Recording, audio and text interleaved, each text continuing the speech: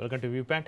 ఇరాన్తో యుద్ధం అమెరికా ఆర్థిక వ్యవస్థపైన పెనుభారాన్ని మోపింది. ఈ యుద్ధం కారణంగా ఇప్పటివరకు తమకు సుమారు $25 బిలియన్ అంటే భారత కరెన్సీలో దాదాపు 2.1 లక్షల కోట్లు ఖర్చయినట్లుగా పెంటగాన్ బడ్జెట్ చీఫ్ అధికారికంగా ప్రకటించారు. యుద్ధం ప్రారంభమైన తర్వాత అమెరికా ప్రభుత్వం విడుదల చేసిన అత్యంత సమగ్రమైన అంచనా ఇదే కావడం గమనార్హం.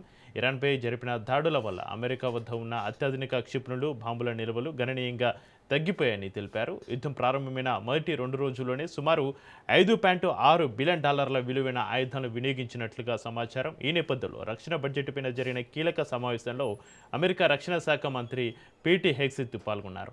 రక్షణ బడ్జెట్ను 40% పెంచడం ద్వారా గతంలో జరిగిన తక్కువ పెట్టుబడుల లోటును పూడ్చుకోవచ్చని ఆయన అభిప్రాయపడ్డారు. ఇక ఇదే సమయంలో యుద్ధంపైన ప్రతిపక్ష డెమోక్రాట్లు, కొందరు రిపబ్లికన్ల వ్యాఖ్యలు ఓటమిని కోరేవిగా ఉన్నాయని ఆయన విమర్శించారు. చైనాతోటి ఆధిపత్యం కోసం కాకుండా ఒక సమతుల్య సంబంధాన్ని కొనసాగించడానికి అమెరికా ప్రయత్నిస్తుందని హెగ్సెత్ స్పష్టం చేశారు. అయితే ఇరాన్తో యుద్ధంలో సహకరించని మిత్ర దేశాలు, ముఖ్యంగా నాటో సభ్య దేశాలు తీవ్ర పరిణామాలను ఎదుర్కోవాల్సి వస్తుందని హెచ్చరించారు. ఇజ్రాయెల్, దక్షిణ కొరియా, పోలాండ్ వంటి దేశాలను ఆదర్శవంతమైన మిత్ర దేశాలుగా ఆయన కొనియాడారు.